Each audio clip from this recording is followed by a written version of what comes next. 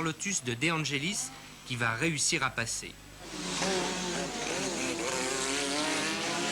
Un tout petit peu plus loin, Rosberg en fera autant. Donc, Senna, Alboreto, Prost, pour le Français, tout va bien. En partant 5e, je savais que je ne passerais pas en tête au premier tour.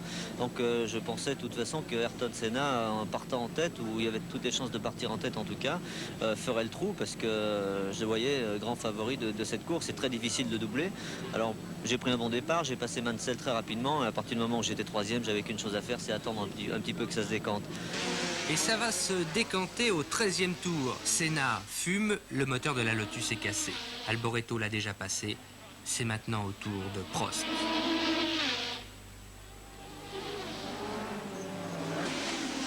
Plus loin derrière, bagarre de chiffonnier pour la 10e place entre Patrese, Piquet, Lafitte et Fabi.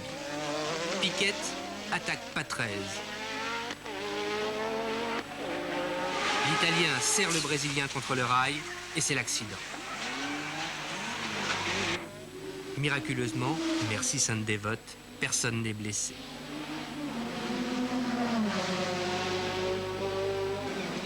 Sur ces entrefaites, Alboreto arrive et au milieu de la panique générale, tire tout droit. Le temps de trouver la marche arrière. Prost est passé.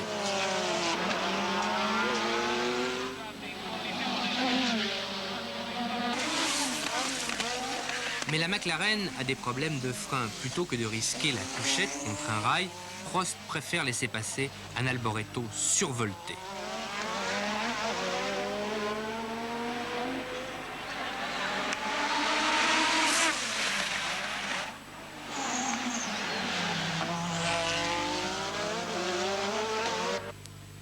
Cette fougue, l'Italien la payera un peu plus tard, lorsqu'après avoir heurté légèrement une bordure, son pneu arrière va se dégonfler.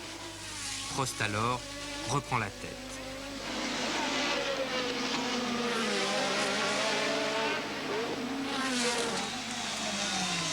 Alboreto devra s'arrêter quelques secondes pour changer de roue. Monaco, il ne suffit pas d'attaquer. Je crois qu'il faut pas attaquer à 100% sur ce circuit qui comporte énormément de pièges. On a vu aujourd'hui, Mikel était devant moi, il a touché une bordure à un moment, un tout petit... Est reparti dans sa ligne de mire, De Angelis alors second. Freinage d'urgence, Jonathan Palmer a des problèmes. Pour se remettre dans le bon sens, une seule méthode, le demi-tour glissé.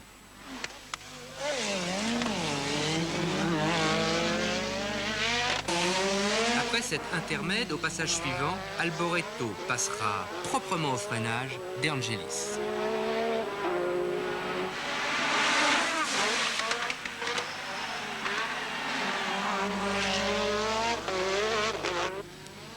Une fin de course qui devrait être sans problème pour Prost, mais son moteur fume un peu et quelques gouttes de pluie commencent à tomber.